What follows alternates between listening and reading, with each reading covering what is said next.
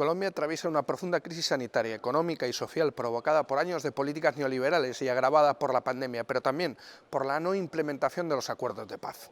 En el marco de la pandemia, el gobierno colombiano expidió diversas normativas inclinadas a favorecer al sector privado y a las élites en contra de los intereses de las mayorías populares. El colofón de esta estrategia fue la propuesta de reforma tributaria, que a la postre se ha convertido en la auténtica chispa que ha impulsado las movilizaciones que están inundando las calles colombianas desde el 28 de abril. Pero las reivindicaciones y protestas vienen de lejos y van mucho más allá, desde la mejora de la sanidad, la educación, a la renta básica, a la desmilitarización policial o al respeto de las garantías democráticas. Como en otras ocasiones, la respuesta del Estado ha sido la estigmatización, la militarización y la represión. El llamado del expresidente Uribe a apoyar el derecho de soldados y policías a utilizar sus armas y el posterior anuncio de la militarización de grandes zonas de Colombia por parte del presidente Iván Duque fue el preludio de una terrible violencia ejecutada por parte de las fuerzas de seguridad del Estado contra las y los manifestantes. Centenares de personas han sido agredidas por la fuerza pública, que incluso ha disparado contra los manifestantes. Más de 50 personas han sido asesinadas, 1.500 detenidas arbitrariamente, 89 personas desaparecidas, centenares de heridos y de heridas, y hay denuncias de casos de violación sexual y de tortura. Un baile de cifras aterradoras que aumenta lamentablemente día a día. Esto en un país marcado ya por un aumento escalofriante de la violencia política, y es que el 53% de los defensores y defensoras de los derechos humanos asesinados en todo el mundo en el 2020 lo fue en Colombia. La retirada definitiva de la reforma tributaria y el archivo de la reforma sanitaria han sido dos soplos de aire fresco para el pueblo colombiano y una lección contundente para los que no les quieren escuchar. La movilización popular es sin duda el camino para derrotar las políticas neoliberales. Y aún así, los retos y las demandas continúan, empezando por la rendición de cuentas y depuración de responsabilidades políticas y judiciales por la represión durante las movilizaciones. Pero hay muchas más, porque desde hace años lo que exige el pueblo colombiano es un cambio de modelo, es desterrar el neoliberalismo de Colombia. Hoy analizaremos en un nuevo programa de Enclave Internacional la situación del paro nacional en Colombia. ¿Qué impactos podrá tener en la región? ¿Cuál está siendo el papel de la comunidad internacional? ¿Qué fuerza otorga la retirada de la reforma tributaria y sanitaria a la ciudadanía movilizada? ¿Y qué otras demandas tienen los manifestantes? De todo esto y mucho más hablaremos hoy en Enclave Internacional.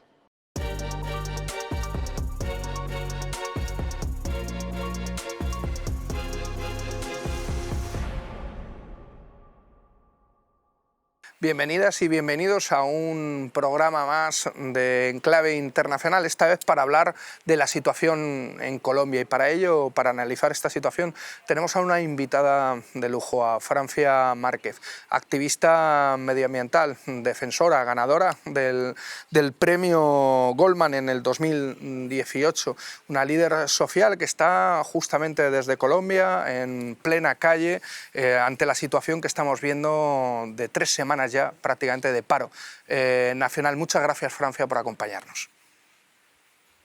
No, hola, muchas gracias a ustedes por abrir los micrófonos internacionales para darse cuenta en realidad de la difícil situación que ahora estamos viviendo, pero por supuesto yo creo que hay mucha esperanza también en medio de la violencia y esperanza de este pueblo totalmente movilizado, de que las situaciones de esa política de muerte, de violencia, de guerra, de exclusión, de racismo, de patriarcado, puedan transformarse en un mejor país, en una Colombia que atienda las necesidades básicas de su gente.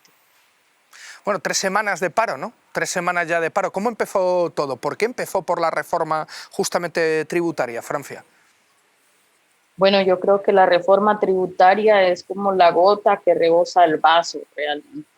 Aquí históricamente hemos vivido situaciones de violencia estructural, de injusticias, la gente vive empobrecida aquí en este país y cada vez mientras unos poquitos se llenan los bolsillos, el país se empobrece más. El sector financiero en medio de la pandemia ganó casi 20 billones de pesos en utilidades el año pasado, mientras 3 millones de personas se empobrecieron mucho más. Hay casi más de 2 millones de personas comiendo solo una vez en el día. Sí, estas son las encuestas, las estadísticas del DANE, eh, propiamente del mismo Estado, el sistema estadístico del Estado colombiano. Y yo creo que eso evidencia la situación, por supuesto, la pandemia en sí, que no es la crisis, la pandemia que lo que ha hecho es evidenciar ese proyecto político de muerte, evidenciar el sistema económico, pues ayudó a incendiar todo esto, y yo creo que hay una desesperanza en la gente ve que ya no aguanta más, y bueno, en medio de la pandemia, en medio de no tener un sistema de salud adecuado que atienda esta situación, pero en medio de la guerra que no para, a pesar que dijimos sí a la paz, pues el gobierno de Duque se ha hecho todos los esfuerzos por hacer trizas esa paz, y la realidad de eso es el asesinato sistemático de líderes sociales, de jóvenes que están siendo masacrados en muchos lugares del país, de combatientes que decidieron de poner sus diferencias, de enfrentarlas con las armas y ahora buscar el diálogo, que también están siendo asesinados.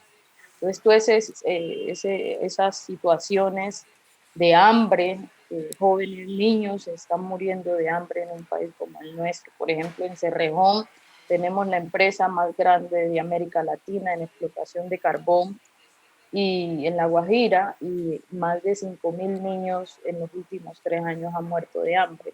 Entonces esto, por supuesto, es como el estallido, y a esas situaciones, a esas problemáticas estructurales del país, pues equivocadamente este gobierno plantea una reforma tributaria donde se mete con la comida de la gente, pero se mete con el sector laboral, y entonces las centrales laborales pues convocaron a paro, y eso fue como el estallido.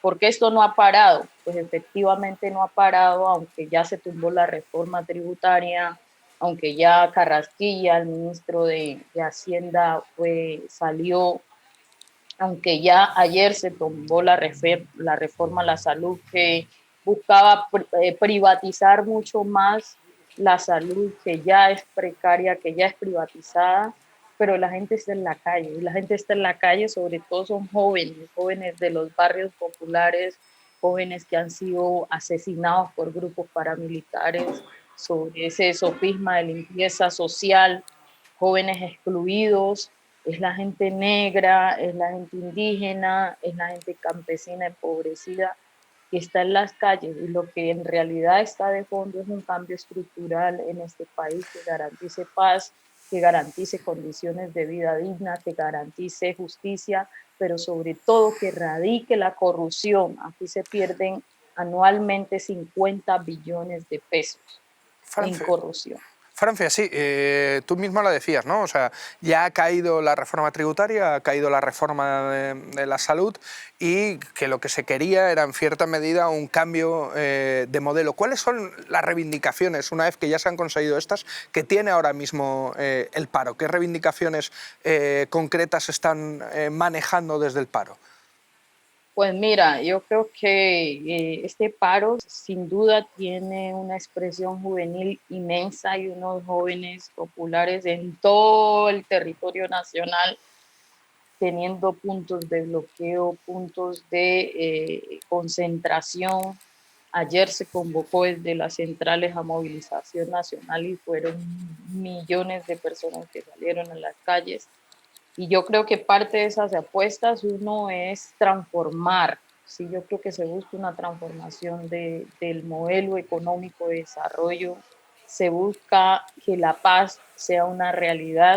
Ayer, en estos días, ya salió Ceballos, el alto comisionado de paz, que lo consideramos es un alto comisionado más que de paz, de guerra, porque nunca facilita condiciones para avanzar en la paz real, y lo digo como habiendo sido presidenta del Consejo Nacional de Paz, Reconciliación y Convivencia, y es que no ha habido una disposición real para la paz. Yo creo que ese es un punto central, pero la gente también busca que, por ejemplo, los jóvenes plantean, necesitamos educación, no solo gratuita, porque la educación gratuita, pues salió el gobierno ante esto con el populismo a decir educación gratuita, pero la educación gratuita nomás no resuelve la situación. ¿Por qué? Porque hay precariedad en la educación básica, primaria y secundaria. Entonces los jóvenes de las zonas rurales, los jóvenes negros, los jóvenes de los sectores populares más empobrecidos, a una universidad como la Universidad del Valle, que es la universidad pública, cuando terminan su secundaria no pueden acceder a la educación superior por los puntajes que exige esta universidad, que es una universidad de alta calidad, pero como han recibido una educación precaria en la básica, entonces no pueden acceder. Aquí se necesita una transformación que permita fortalecer de mejor manera el sistema educativo en la básica, en la secundaria, para que estos jóvenes empobrecidos, estos jóvenes excluidos históricamente puedan acceder. Yo creo que por supuesto, es gratuito, se necesita, pero va mucho más allá y es que hay que transformar el sistema educativo y garantizar la permanencia, porque yo misma para sostenerme en la universidad me tocó aguantar hambre, me tocó pensar en si dejaba para el pasaje ir a estudiar o comía, ¿no? Y entonces prefería tener el pasaje para ir a estudiar, irme con hambre, irme sin comer a estudiar. Esa es la realidad de los jóvenes y pocos de estos jóvenes se pueden sostener, poco. Entonces eso es parte de las propuestas, pero aquí hay una cuestión de alimentación profunda. Y ayer, por ejemplo, le decíamos al alcalde de Cali, de aquí, que esta es la ciudad donde más fuerte ha recibido el trato de guerra, el trato militar que el gobierno le ha dado a la protesta. Le decíamos, aquí hay tierras de producción, pero hoy las tierras están concentradas en manos de los ingenios azucareros para la acumulación, pero no para la producción de alimentos.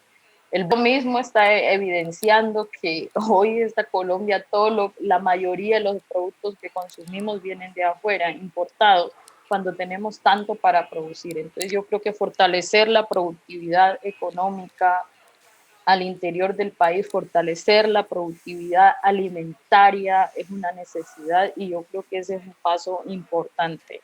Por supuesto, también el tema de la paz, ya no aguantamos más violencia, ya no aguantamos más líderes sociales asesinados, ya no aguantamos más masacres en muchos territorios y hay la necesidad de hacer la paz, no solamente de implementar el acuerdo hecho con la FARC, sino el acuerdo, avanzar en una mesa con el ELN, avanzar en diálogo con todos los otros actores y hay la necesidad del desmonte del paramilitarismo aquí que sigue cobrando, que sigue asesinando la vida de la gente y que ahora en este paro salieron a las calles escoltados de alguna manera por la fuerza pública a asesinar a los manifestantes.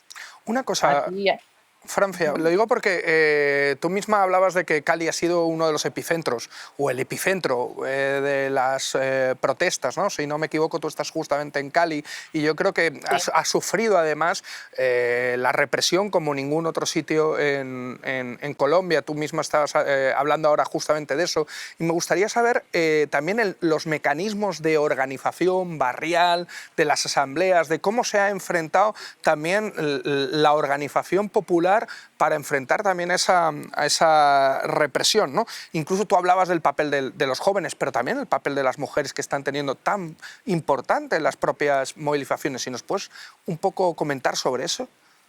No, efectivamente, yo creo que ese estallido social para mí ha sido algo inmenso, algo gigante, algo que no esperábamos y pues a quienes siempre hemos esperado un cambio en este país, a quienes siempre hemos apuntado por condiciones de dignidad, de justicia, de cuidar y colocar en el centro la vida, esto ha sido impresionante, esto ha desbordado a todo el mundo, ¿sí? Y sobre todo porque eran los jóvenes y poniendo siempre como los jóvenes aquí, porque yo creo que es el momento de colocar la voz, esta es una nueva generación, es una generación, como ellos dicen, somos la generación del aguante. Y me da dolor decirlo y este es uno de los temas principales a discutir y son las garantías en términos de este paro para el diálogo. Sin duda eso se resuelve con un gran diálogo nacional, pero hoy no hay garantías. Y no hay garantías porque estos jóvenes los siguen asesinando. Hay un número muy importante de gente desaparecida que no sabemos dónde está, en un país que sabemos que la desaparición forzada es una de las reglas para imponer la política de la muerte. Entonces, brindar garantías hoy es una necesidad y ha sido doloroso escuchar a todos estos jóvenes diciendo, Francia, yo sé que cuando salgamos de acá a nosotros nos van a asesinar, pero estamos haciendo esto porque queremos que este país cambie, queremos que nuestra voz sea escuchada, queremos que haya oportunidades para nosotros los jóvenes. Y ahí hemos estado las mamás, las mujeres, los pueblos negros, los pueblos indígenas. Vimos la Guardia Indígena cómo ha estado ahí fuerte, la Guardia Cimarrona de los consejos comunitarios del norte del Cauca también han estado ahí en esa dinámica de acompañar, de abrigar de alguna manera a todos estos jóvenes que hoy se paran de frente. Y bueno, yo creo que esto también ha generado unas dinámicas barriales muy interesantes y es que toda la gente, los puntos donde están estos, el barrio como tal, esas barriadas, esas comunas se han puesto en función del paro. Entonces están desde las que cocinan, desde los que consiguen la medicina, los que consiguen los alimentos, los que están pensándose el tema organizativo y político, entonces han empezado a hacer asambleas eh, eh, grandes en cada uno de esos puntos, se han ido organizando. Al principio eso se veía como que no había organización y todo, pero la dinámica también yo creo que ha ido fundando y lo bueno es que estos jóvenes y las organizaciones sociales y los movimientos sociales, bueno, estamos todos, ¿no? Pero siempre yo resalto la voz y la acción de los jóvenes en estos puntos y es que hemos ido identificando agendas locales, pero también agendas de apuesta nacional.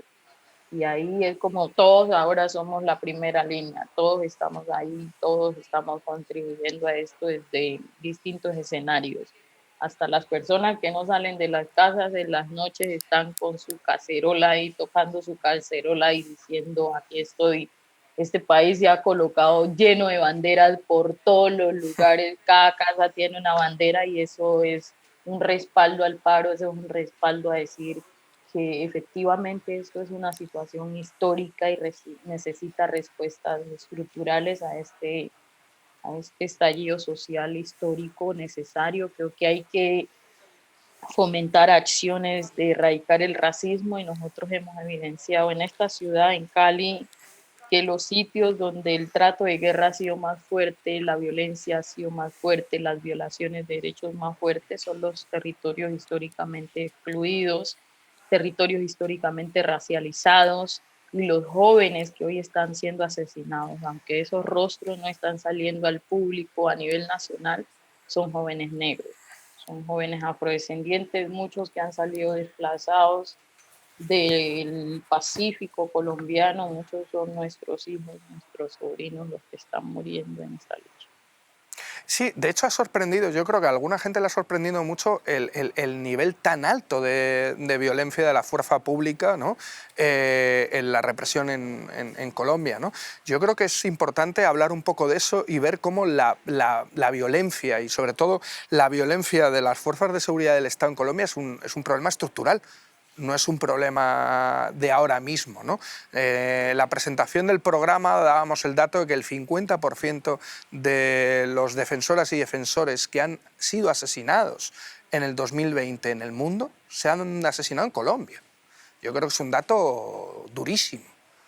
Así es, Colombia es un país donde los líderes sociales todos los días nos asesinan. Yo me he escapado de varios atentados a mi propia vida, a mis hijos, me ha tocado que estarlos escondiendo por la situación.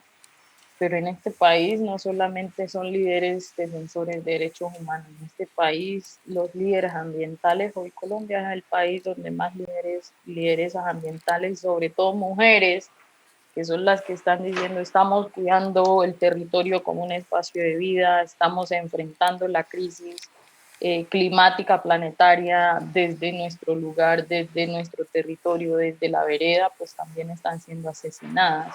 Y en ese sentido, creo que pues estos 20 años del uribismo, yo crecí, sí, conociendo la política del uribismo, yo no conocí otra. Y estos 20 años del uribismo ha sido pues condenarnos a vivir en medio de la guerra, en medio del miedo, en medio del hambre, de la miseria. Sí, esas han sido las reglas que han operado aquí en la política, la exclusión, el racismo, el patriarcado. Y yo creo que ya hay un cansancio de todo eso y de verdad la gente está dispuesta a morirse por buscar ese cambio en este país y por eso eso es histórico. Por eso esto es un momento, pues yo doy gracias a la vida por estar aquí en este momento y ser parte de esta lucha, de la lucha de los de abajo, de la lucha de las mayorías excluidas históricamente. El trato de guerra que el gobierno le ha dado hoy a la protesta social ha sido el mismo trato que nos ha dado toda la vida, solo que hoy se coloca en la ciudad, pero en las zonas rurales así ha sido la forma en cómo nos han tratado. Siempre hemos estado huyendo a las bombas, huyendo a los enfrentamientos, huyendo a las granadas y por eso desde los campos, desde los territorios más excluidos y violentados, dijimos sí a la paz, ¿sí? Ahora creo que esa lógica de esa doctrina militar de ver el enemigo interno, pues se pasó de a los actores armados a la sociedad, ¿sí?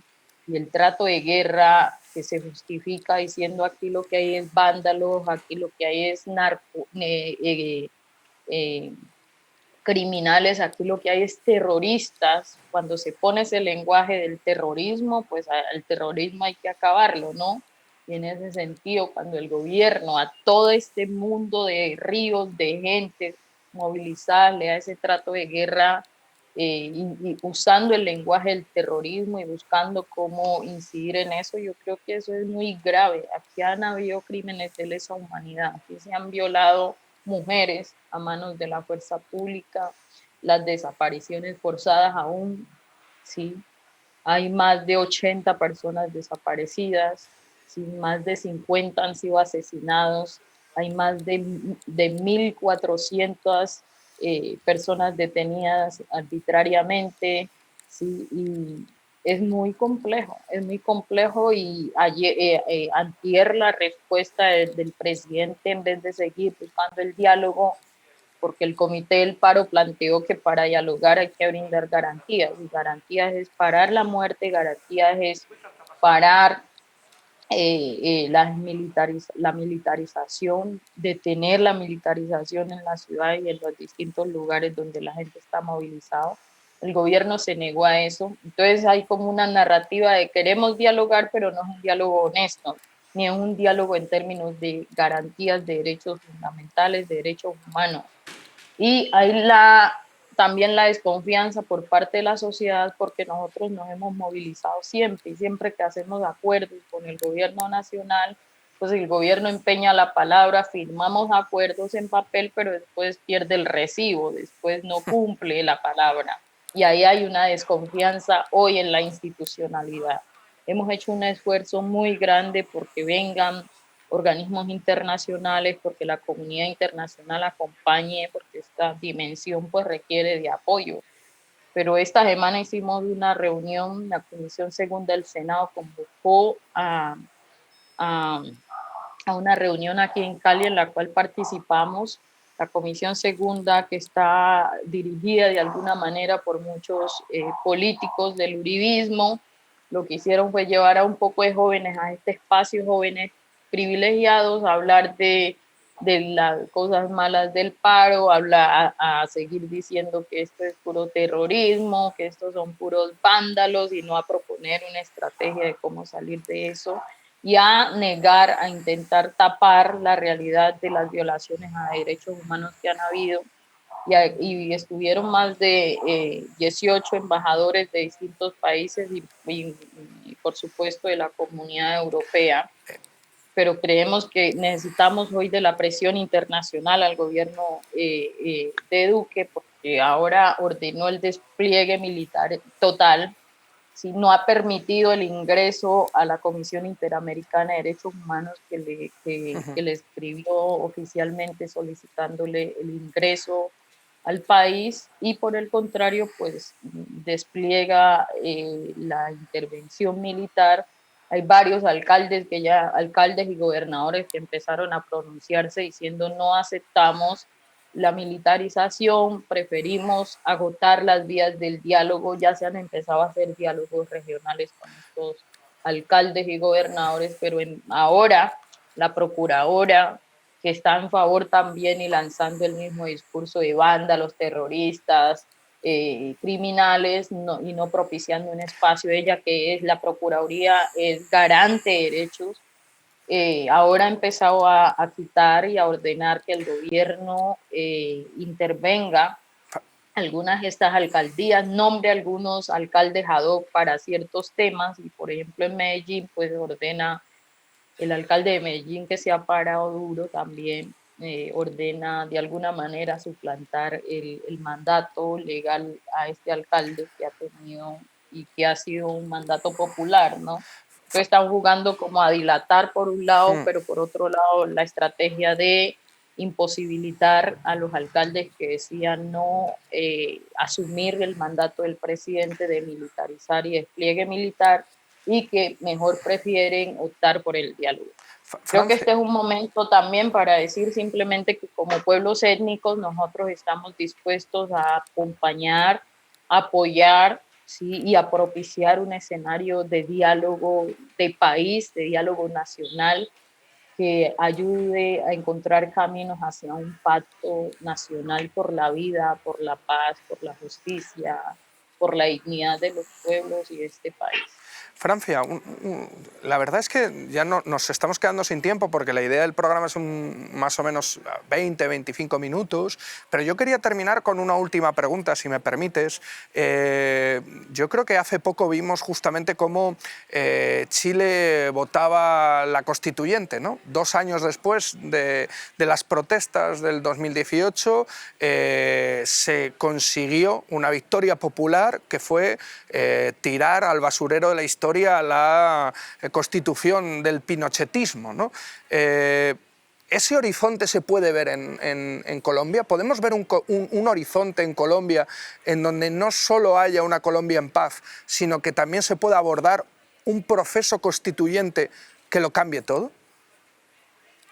Pues yo creo que hay temores en términos de un proceso constituyente. Yo creo que la Constitución del 91 es una constitución, por supuesto, que la han venido con tantas reformas que le han hecho sectores económicos que se han mantenido en el poder, la han venido transformando, modificando, pero yo creo que esta es una constitución que lo que tiene que hacerse es implementarse en el marco del Estado Social de Derecho. Yo creo que esta constitución de Colombia, hoy no sería posible una nueva Asamblea Nacional Constituyente. Por supuesto, el uribismo ha venido planteando eso, y lo ha venido planteando en términos de arrancar todo lo que le suene a derechos humanos, todo lo que le suene a garantías, todo lo que le suene a diversidad étnica y cultural, como que eso es un problema para su lógica de gobierno basado en la muerte, basado en generar violencia para luego vender seguridad democrática. Yo creo que este es un momento sí para que se pueda propiciar un gobierno desde abajo, un gobierno de los pueblos, un gobierno de las gentes excluidas. Y yo creo que este es el momento propicio para generar ese cambio. Nosotros hemos tenido 200 años de gobernanza de la ultraderecha, de la élite, hombres blancos privilegiados que han gobernado usando el racismo, la exclusión, el patriarcado, y yo creo que eso ha puesto la crisis que hoy tenemos, y yo creo que hay que transformar eso, y ahí yo veo muchos caminos posibles.